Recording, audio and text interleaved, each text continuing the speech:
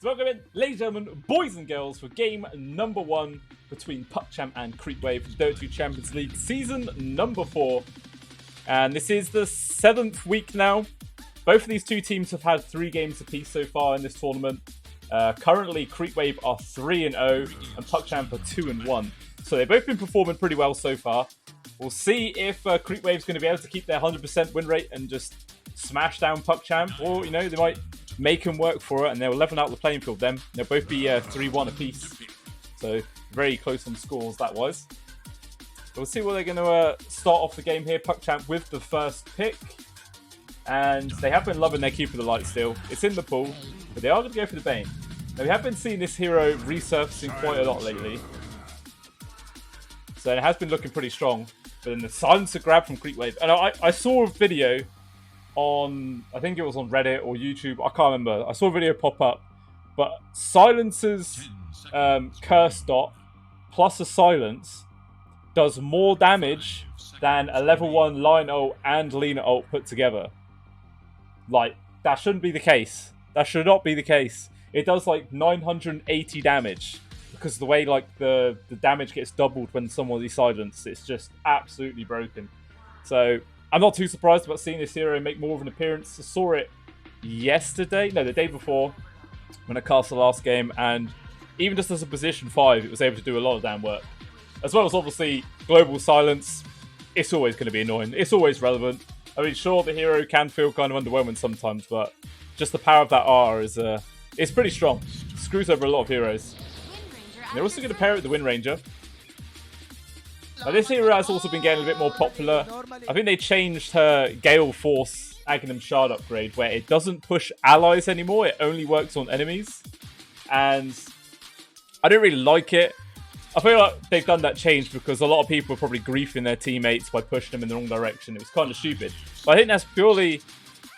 It sort of counteracts it a little bit because sometimes you can use it defensively with your team. You pull them out of an area faster.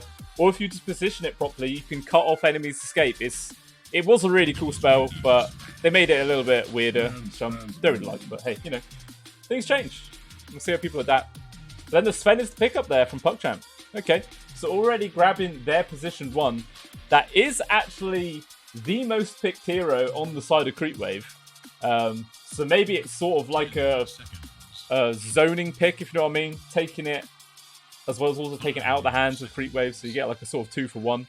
But I mean, as they've already got the Bane, probably not going to see the Omni Knight Sven combo, which I think that is just a lot worse now, because I do believe Heavenly Grace can actually be dispelled. Before it was dispellable, but you can get rid of it now. So it definitely, that hero is definitely going to drop off for sure. But yeah, even still, they do pick up the Sven. But even without that combo, he's a strong hero. He does a lot of damage, does a lot of stuff. Can't go too wrong. Unless he just gets kited fuck from this Wind Ranger and stuff. It's possible, it might happen. Even still, with the second phase of bans, PuckChamp taking away the Bloodseeker. You know, CreepWave taking out the Lina. Obviously, Lina's just a hero that YoungG loves to play. So I'm sure they're probably just going to be focusing all of these second phase bans purely towards him. Just dick over his game as much as possible. So they might end up taking away his Ember Spirit, his Invoker, Storm Spirit. Those are his sort of top ones so far in this current patch. Depends if they really want to hate him. Maybe they might drop a little ban towards Melees, maybe. Take away like the Mars or the Tide, something like that. And actually, mind you, the Tide is the second most picked hero for CreepWave. So maybe they might just try and snap that up themselves, or PuckChamp might just ban it out.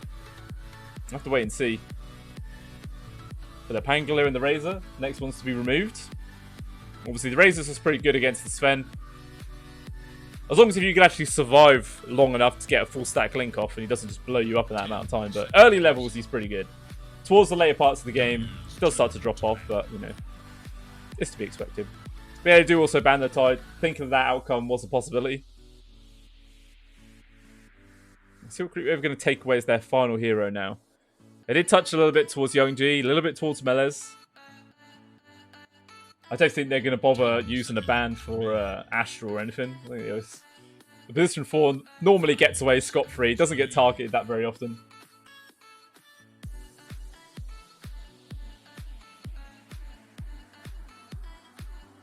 I like how PuckChamp's second ban was actually the Monkey King, because position 4 Monkey has been becoming a lot more popular now. It's a weird hero in the role, but I have seen it work. I've also seen it do terrible. So, I don't know. I don't really know where it stands at the moment. Until I see some like hardcore pros play it and destroy with it or fail miserably, I'm sort of going to be on the fence about that hero in that role. But they decided to go for the Slardar. Obviously, can lane up quite nicely against the Sven, be able to bully him out and try and limit his early farm as much as possible. Especially in conjunction with the Wind Ranger. So you could do Crush plus the Bash into the Shackle. It's a hell of a lot of control. I mean, especially if the Slardar leads up with the Bash. Then you can Crush, go for the stun there, and then the Shackles. And by the time those wear off, he'll haven't hit enough times to go for a second Bash, in which case there's just so much CC. But if the Bane or the Sven gets caught in that, one of them's probably going to end up dying. The PuckChamp do respond by going with the Mirana and the Mars pickup. So that's Astral Melee's heroes already secured. And the Lifestealer is the immediate pickup there. So, I mean, it's always a strong hero to play up against the Mars. You just completely negate his arena as well as the spear. You can just tell him to fuck off and do one. But not as good against the Sven. Like, a Sven loves to have a hero that likes to stand toe-to-toe against him, and unless the Lifesteal is going to have some serious tank on and be able to actually lifesteal up fast enough, the Sven will probably shred him. It's kind of an awkward matchup. Actually, mind you, with the Slardar's amplified damage on top of him, the Lifesteal should be able to shred the Sven relatively easily. So might have to be a bit cautious in this game here from Crit. I'll have to wait and see. But it's looking like it's a mid lane left to pick up for both of these heroes. Both of these teams, sorry.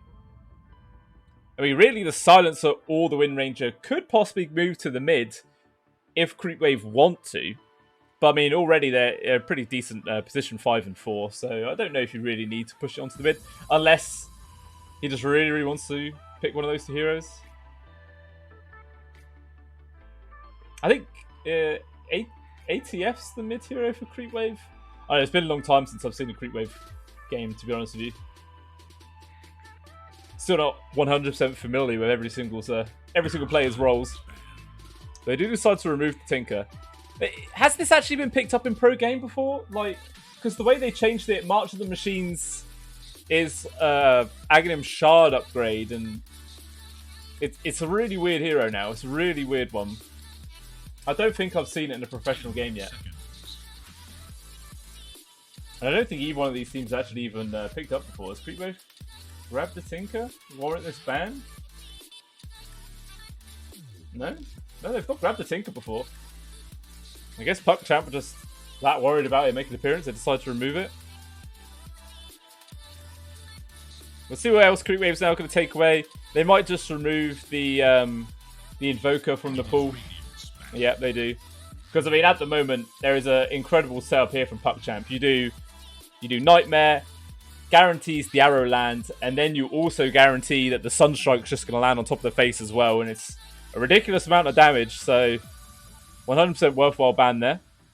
10 seconds remain. Let's go PuckChamp. Always the PuckChamp fan. You got money down on this one, Kim Jong? Or just standard? Just watching it for the fun. So one more ban to come out for PuckChamp, but they actually decided to remove the TA. The TA was super, super popular when 7.3 first came out. But she just dropped off the face of the earth. You didn't see her anymore. Actually, no. Was it before 7.3? I think it was before 7.3. Because everyone was just doing like the immediate Dragon Lance rush into the Blink. Because then you also had the bonus attack range talent on the side blades and just made you into a decent ranged hero. It was pretty stupid. But yeah, PuckChamp decided to take it out either way.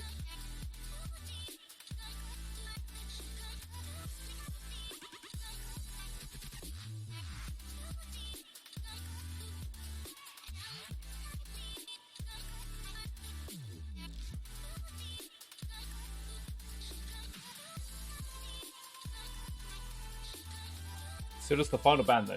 What's CreepWave gonna take out here? The Magnus. Okay. Been a very long time since I've seen a Mag mid.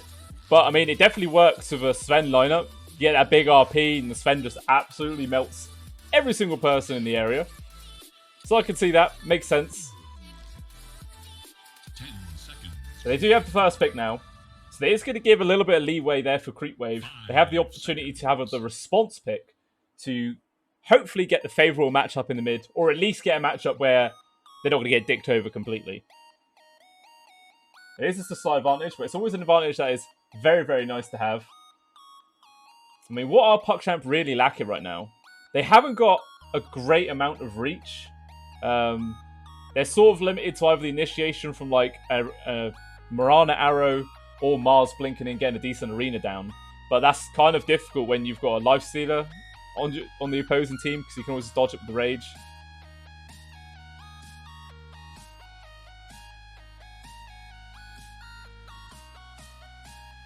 I think they played OD the other day. Did they play OD? I can't remember. I think OD might be kind of strong. It's another setup for the Mirana Arrow. Get loads of ganks going. They do decide to go for the Void Spirit. I suppose they do need someone to get into the backlines and just control up the silencer as much as possible. Because if that guy's just sat there the whole time, throwing out his spells and just able to get every single button off, then it does a lot of work. So if you can get the Void with like the Aghanim Scepter, get on top of the silencer, keep him silenced up himself, and hopefully actually kill him, it might make those fights just that little bit easier. So CreepWave got 30 seconds now to pick what hero they want to play up against this Void Spirit in the mid. We'll see, good counters would normally be a Bat Rider, but they banned out themselves. The Monkey King's already gone. Okay, they decided to go for the Ember. So it's not exactly like it's a big count or anything like that, but I believe the Ember is slightly favoured in this lane, just from the Flame Guard, obviously giving you protection against all of the magic damage spells from the Void Spirit.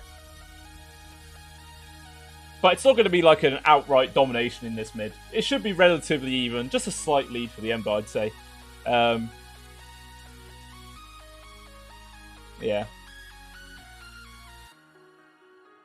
Which team am I actually leaning towards here? This is the thing. The Void Spirit's probably going to be forced to go for like a Yule Scepter first item. Otherwise, one Global Silence from Fishman and Young G will just be so screwed over. Like the Ember, the Slardar, and the Lifestealer easily be getting on top of him, and he will just die in a second. He won't be able to last any time at all. So probably going to be a very crucial item there. Even Melees will probably end up buying one. So it's not too bad of a Mars item either way. So fast BKBs, or at least purges coming out from PuckChamp. But then you're doing all these items just to try and counteract one ability from the position 5. So it does sort of limit their progression a little bit of what sort of aggressive plays they could be making. But I think they're probably going to have an early lead. Just from the fact that they've rolled with this Bane Mirana combo a few times before. They normally do like a defensive tri-lane, get a kill or two, and then Astra will probably move up towards the top and start helping out melees again. Like on the off lane. That's what I assume will be happening here. They've even got pretty decent first blood potential as well, really. They've got so much stuns, so many stuns. But the Nightmare into the Arrow, or even just a Stormhammer setup, a Spear setup, Ether Remnant setup, loads of control. Absolutely every single hero has some way of disabling another one, which is actually very nice to have. So yeah, I think I'm slightly leaning towards PuckChamp this game. Not a lot, but just a bit. Just a bit. Anyway, here we are. Game number 1 between PuckChamp and CreepWave for the Dota 2 Champions League Season number 4. Prepare yourself. As I was saying earlier, they're both pretty close in terms of points right now. Just CreepWave who are 3-0 compared to PuckChamp's 2-1. So if PuckChamp take this match, then they'll level it out 3-1 apiece. Should be a very nice even ground. They already gone for a very fast smoke play. Normally when teams do this, it's to get like a ward down in the mid as fast as you possibly can because of the speed bonus. But it looks like instead they're going to try and wrap around and go into the triangle. And little do they know, they're literally just going to walk right past Chu, who puts down the ward, and he scouts him out. He actually sees it perfectly. So all the information in the world gets gathered up there by Chu. But I mean, when he pops out of these trees to run back into lane, this ward will spot him, which will then be a tell for PuckChamp to realise that there is going to be a ward in sort of this general area. They ping it out. He thinks it's over here. I mean, maybe if they place the actual sentry about here, then he'll be able to scout out both of them. We'll see if that ward's actually going to be able to survive. It looks like we might get a little bit of a fight here for the bottom bounty. 4 members of Puck Champ all sat around. Carlos waiting for the Nightmare initiation. If ATF steps out too far, he will get caught and he will die. Oh, he does! Oh, Carlos though, he wasn't actually on it. Even though they had the Observer ward. But he didn't level the sleep and go for the sleep, and then that would have been a kill. That would have 100% been a kill. Oh well. Nothing ventured, nothing gained. The old classic saying. But yeah, once again, pretty standard stuff. Rolling with this defensive tri-lane. This ward hasn't spot out the position of Astral just yet. But if he steps out a little bit too far, then they will realise he's here. I think they probably know he's here anyway. This is a tactic which they've rolled many times before. Carlos trying to start onto ATF. Rather than going on for Chu. Obviously, if they just try and start on Chu, he'll just level up win run, and they're not going to be able to find that kill at all. ATF would be the one that's most likely to die in this situation. Even though the man has got such a ridiculous amount of armor. 8 armor at the very start. Absolutely stupid. Oh, he can't even go for the arrow. The creeps blocked it the entire time, so unfortunately, the safe lane tri-lane isn't working out at all. And yeah, Astral just has to TP up to the top. So the number one part of this game plan has already failed. But hey, at least Astral's going to be able to give Melez a bit of backup now. So he should start having a little bit of better time. But how's this mid lane going? 5-2 to Young G to the 5-1 of Hansha. So very, very even right now, as you would expect. Maybe once level 3 hits, Hansha will probably have 2 points into the Flame Guard then, and maybe we might start to see a little bit of an upset happen there. As it's a pretty big power spike for the level 2 of this ability. Like, it more than doubles the magic damage absorption. Double plus 20. And the damage increased by like 50% as well. It's a pretty big power spike. Not like a spike, but definitely helps. So Crit has been farming away quite nicely. 9-1 on himself. There's not too much these guys can do to harass him out at the point. Once again, that's all level 3 areas when CreepWave might be able to start getting a bit more aggressive in this lane. All depends how Chu's going to level up his abilities here. Hansha gets his bottle refilled at the top. Young G gets his field at the bottom. Still pretty much even in the CS, just a slight lead for Young G. So how's this top lane going still? Yeah, pretty even. And no one's really getting dominated as of yet. Very tight gap between all the cores. But I still think this is a lane that Chrysalis will just win 1v1 if the two supports are sort of busy messing around with each other. Or maybe once there's actually a few more points of Feast that actually gets leveled up here. So far, level 1 is kind of underwhelming. Maybe then we might see a little bit more of a change up. That should just do what Mirana's do. Farm up those creeps for free on the side. Always extra nice.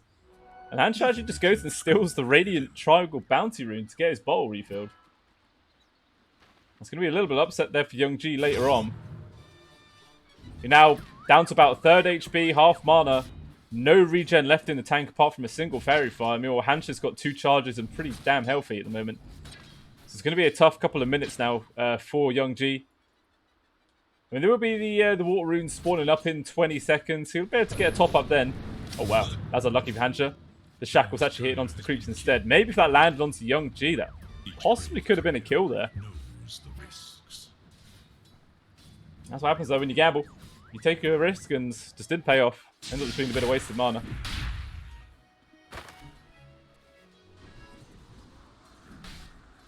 You might never recover. Oh, looks like they're going to try to set up for a kill at the top. Fisherman take a lot of damage. Nice spear. But the final tap actually gets found there from Astral. I was about to say, like, Astral's not really been able to accomplish that much at the start of this game. Not like he would normally do. But hey, he gets the first blood eventually. A 420 in, blaze it.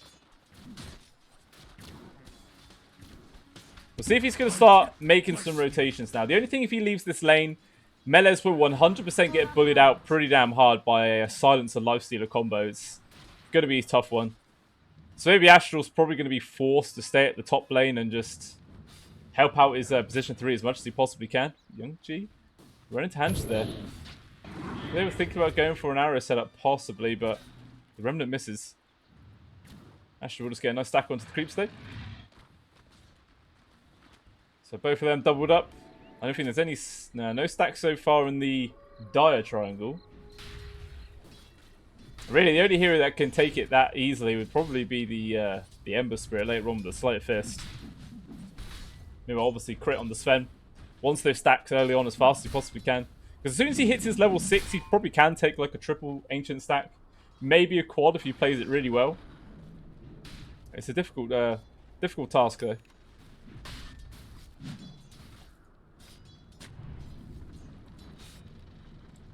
But still, despite the fact that every single time we look into this mid lane, Young G is super low on HP and mana, the CS is still very, very similar. 33 and 7 to 30 and 6. Just super close. But now we're going to actually start to see probably the first bit of a rift forming here. As Young G having to walk all the way back to base. He can't just TP back in though. So it's not going to have too much downtime. So Fishman was TPing in there. Well, not TPing in, but walking over. Just secures up the rune. Haste for Hancha. Well, if you went up into that triangle a little bit sooner, you probably would have bumped into Astral and found that kill. No such luck from there. Actually, both the supports from CreepWave have already moved into this mid. They're looking for a kill. D2CL actually going to find Shu instead. I don't know if these two really have the ability to find this kill. Hancha's now just going to come into the safety of Shu and D2CL. He runs well the wrong direction. This man is dead for sure. They also scout out a little triple stack, just a double stack on the creeps, which Hancha's going to farm up with 3 points in the flame guard. Should make relatively quick work, but actually no, it runs out. What was the arrow for? What the hell? Oh right, it's to scout out the ward, which you did see. Hancha needs to use your Quelling Blade, man. Okay, or Chu just do that. That also works. Could have saved the mana with a bit more teamwork. But Hancha eventually takes this stack, but Jesus Christ, look how much damage he took for it though. He's going to have to probably drop a Remnant down to go back to base. Oh no, handy sell from Chu. Always bank on your supports to spend their hard-earned money to make your life that much more easy. That's a hard life for a support, eh?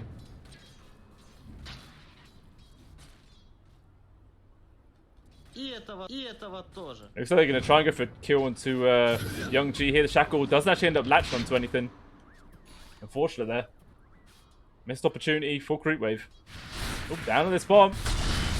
ATF looks like he's about to die here. Ooh, he's slithering away. He's goddamn speedy bastard. Maybe he might try and deny himself to the tower or something. He's just tunneling through all these trees. There's no way. Oh, the jukes. Oh no, he still gets found. Then he will get caught. If he just ran straight out there, he might have actually just juked it all. But even still, D2CL actually ends up finding the last touch. And there was a rotation there from Astral. Oh. Oh. Oh, he lands the arrow. There's no one there. There's no one there. It doesn't matter. Hey, it was nice there. It was nice to see. Radiant's middle tower is under attack.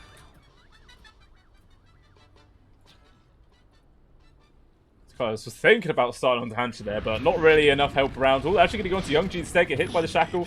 Into another Shackle. Into the Silence. Nothing he can do. The Nightmare's going to keep him alive for a little bit longer, but it's not going to be enough. He still ends up dying for it. And it looks like D2CL is in the spot, bothering himself to get around at that. When Milei's TPing in, he will have the arena. This is going to be a perfect catch. And now he gets full. Oh, Chu just barely makes his way out of there. Fishman will still die for sure. Hancha's got a couple of remnants to use if he needs to, but I don't think he's going to be able to hold on to him. Saves that mana. But Crit actually moved in here himself. Maybe he was coming over to actually farm up the creeps, but if he specifically came over to help out, it's a bit of a waste of time for him. Now just really a free lane for ATF in the bot, which he sort of needs. But poor old Young G, actually at the bottom of the CS chart. By a fair chunk. 10 behind the next lowest. How does that actually transition to GPM? It's got lowest GPM as well. Again, by a fair bit. It's about 600 gold behind the position 3 on the opposing team. Not at all the space you want to be in.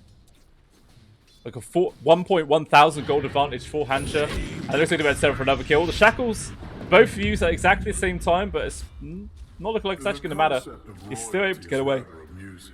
As are humans in general. I mean, if Fishman was level 6, he would have been dead for sure there. He is obviously going for that Yule Scepter first time. It's just going to be so damn important. Ooh, the pullback with East Renan into the stun, into the arrow. He's not going to be able to get there fast enough. Able to avoid the arrow. Might have been enough damage with the stun lockdown to actually get him killed. Maybe. Not too sure, to be honest with you. Would have been close. Would have been very, very close.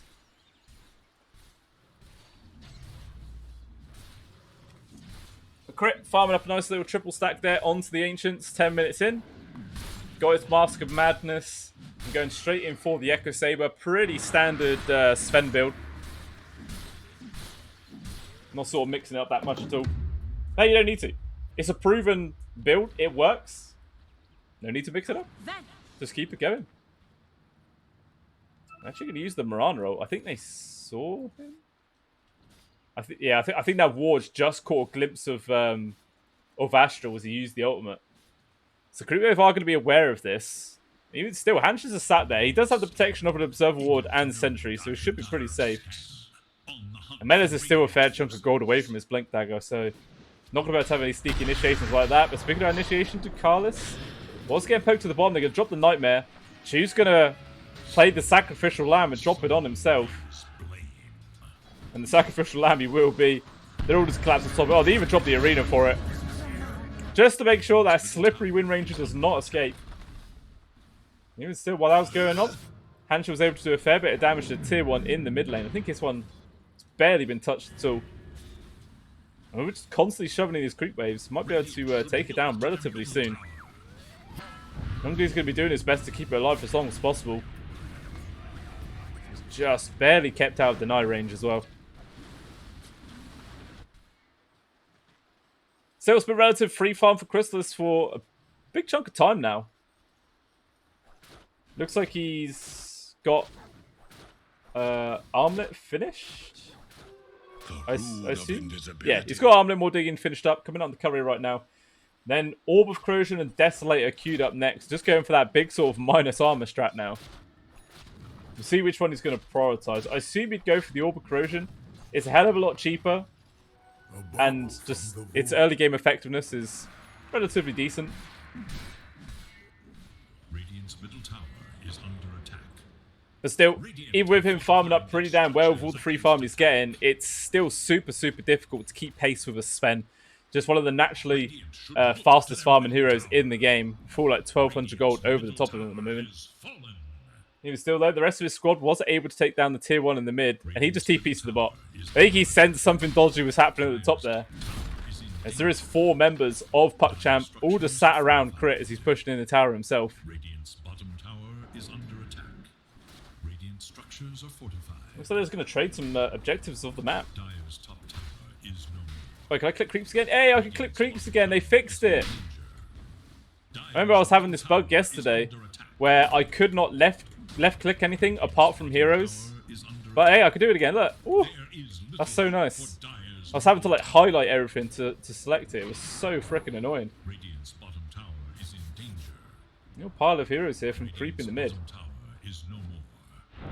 They want to try and go for melee. It's a little bit difficult. Youngchi's actually off the side of the smoke. Actually, jump forward some ATF there with the Blink Dagger reveal. The focus on some melee is taking a lot of damage. He's silenced up. Is he going to solve this? Silence is about to wear off, but another bash. Maybe he might be able to get like the arena down. They could have turned that situation around, but not going to be close enough. Carlos trying to hide himself in the pit. The sentry wards, they keep a chase to him, but they're running out of vision.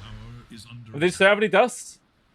You've got to be carrying dust to pin up against the ride. Carlos still just hanging around. Just messing about. No courier snipe there from Astra as well. But yeah, you know, you got enemy Mirana. I mean, sure, they had some sentries each, but sentries obviously only cover a limited amount of space. Gotta have those dust, boys. I'm sure some just got bought out. Yeah, dust on Fishman's inventory. None for Chu, though. Greedy position 4. Because I ain't buying those sort of items, you can. Savage Dota. Melo's jumping in, starting on 20F for the arena drop. He's already down to half HP. It's just Carlos here to help out. Oh, the Fiend Script there. The Global Silence. Big smack down the head to the Bane. Just such a brutal hero to play up against. Radiant's bottom tower is in danger. And now actually they're going to go for a potential turnaround here. Smoke as well as the Infest onto ATF. They're going to bump into Meles as well as Tukalis. We can get the double stun. He jumps in, just gets the grab onto Tukalis instead. Now he's going to turn on the Nightmare, hold it back ATF. Chu will put it onto himself to keep his course, the aggression flowing forwards. Meles is going to die and so's Tukalis. So nice couple of kills there found from Creep. But then it's going to beat into the tower regardless of not even having a Creep Wave. Never refuse gold. I mean, it's not like the most high priority heroes in the game to kill, but yeah, it's definitely something. As well as actually taking down the tower.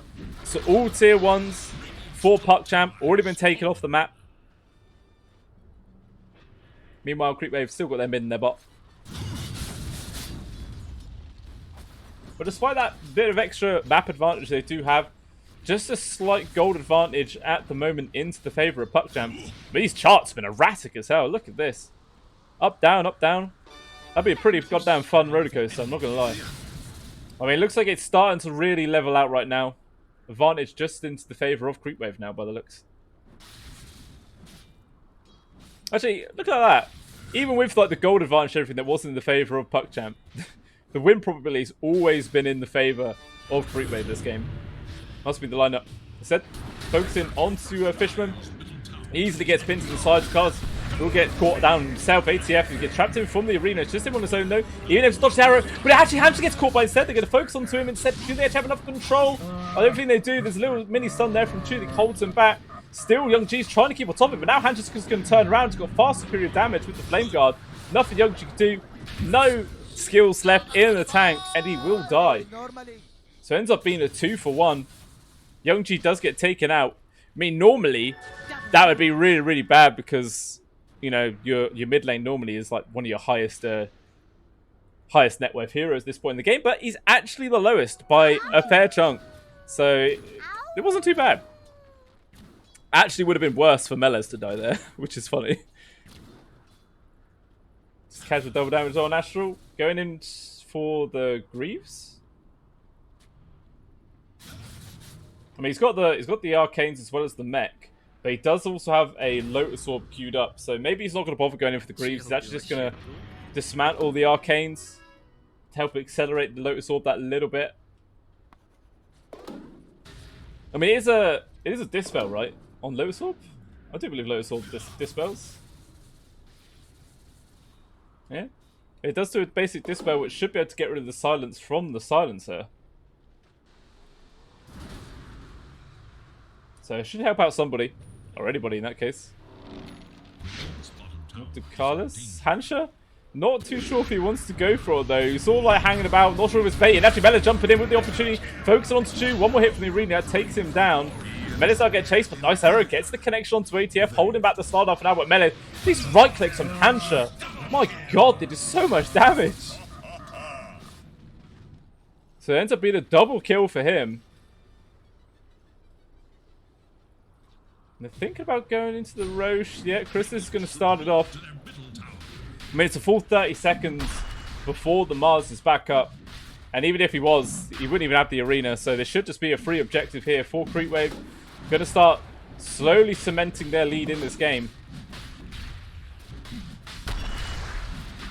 And Chris is actually super close to having Desolator online as well. Yeah, only about 250 gold off. And then his damage output is just going to seriously skyrocket. With Orb of Corrosion, Desolator, and Armament Mordigian. If this man gets on top of you, you will die pretty quick. Regardless of who you are. Even the Mars will just get absolutely shredded. And it looks like they're still on the hunt. They're actually going to bump into quite a few members of PuckChamp here. ATF jumping forwards. They get the initiation onto Meles. But he gets nightmared up before he can carry on the stun initiation. Meles can't get any of his spells down. He will still end up dying for this. Crit jumped in there with the BKB to try and help out. But it's nothing he could do. He was beaten into them. But the HP bars were hardly moving at all. So it ends up just being a big trade of spells. Actually, going to go for a little fake back here from CreepWave. Immediately with the smoke. Let's see what they find. They're moving into the area. This is so forward in the advantage here for PuckChamp, and it pops the smoke, and they see exactly where everyone on CreepWave is.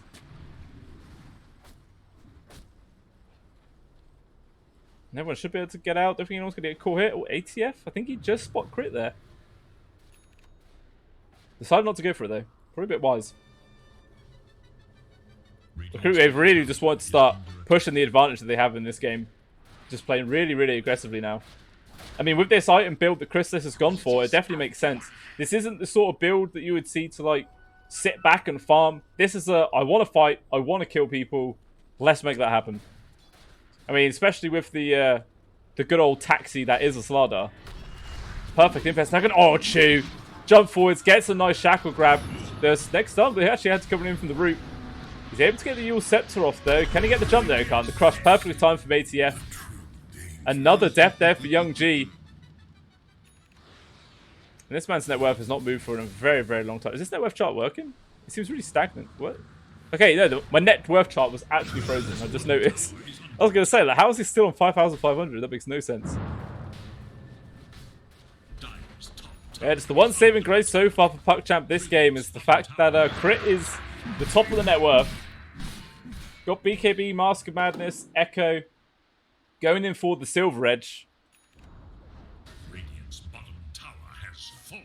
It's actually quite a nice item. There's a good few amount of passives to break away this game. You can get rid of the Bash, you can also get rid of the Feast as well as the Ghoul Frenzy. As well as obviously just the guaranteed crit, which is why pretty much everyone builds it. The break mechanic's just a little bonus. You don't really have to worry about that. Once again, CreepWave on the hunt for some blood. ATF with the lights around. Oh, they're going to find Chris, the perfect target. They get on top of him. He's just able to get the Warcry off, which is going to keep him alive for a little bit longer. With the BKB, just trying to run away from this. And the moving sweep for the Mask of Madness will secure it. I think if Crit did not get Warcry off there, he might have died. That bonus 15 armor really saved him. So good reactions from the Sven. Oh. What? Where did he... Oh my days. So that just shows, man, the damage of the Silencer is broken. 1,600 damage! For a position 5! And it's so non-committal. Like, he doesn't have to do anything. He just presses a couple of buttons, and he does 1,600 damage. I mean, sure, he has the Veil of Discord, which definitely helps. It's absolutely ridiculous.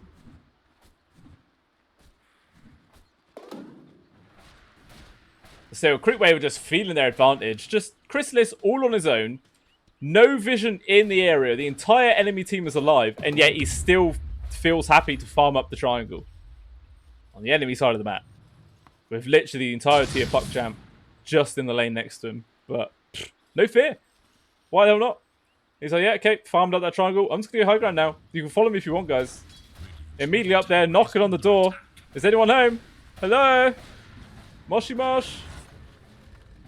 PuckChamp is starting to TP back now. The tower's already taken a double of damage. Jesus Christ. That hurt. Chris just infested into the mini creep to run away, but that was a lot of damage. I'm not expecting it to be that much. Crit just stalking now. I'm going to focus on the Fisherman. Only a few hits required. Poor old Silencer. Not hoping hell's chance of surviving that one. Now the rest of the team have gone for a smoke as well as Moonlight Shadow. They see what they find. They're going to bump into a couple of members here. Young G jumping forwards. Meles, he goes for the rebuke first, but doesn't get anything. Chris just pops the raid. They're trapped in the arena, but it's not going to matter with the BKB's handshake will pop his own. Meles is getting focused up. He will spear away the low steal. He keeps him alive for a little bit extra, but not very long. Crit, he just gets melted. He had absolutely no help. He completely got taken out. GG's called. What? What? They called GG? No way. Are you serious? That seems questionable. I mean, yeah, the game was not looking good, but it was far from just being a GG tap out. I don't understand that. Did they just not want to play? They literally like, nah, I'm done. I'm done. GG. That seems like serious tilt. I'm worried for this game number 2 here for PuckChamp, because that does seem like a big morale crushing way to just say GG. Like, it's literally only a 5k gold advantage. I mean, you can have the potential to have a lot of burst damage. You have to find the right targets. I don't know. Not a fan of that, but even still, well played to CreepWave for putting PuckChamp in that dire situation to force them to GG out. And yeah, very well deserved victory. So that's them taking game number 1. Game number 2 be coming up in about 10-15 minutes or so for me. But if you guys have enjoyed this game, the series I've cast, please think about following me on Twitch, Twitter, and YouTube. Any help I get, I appreciate it a lot. And I will see you all for game number 2.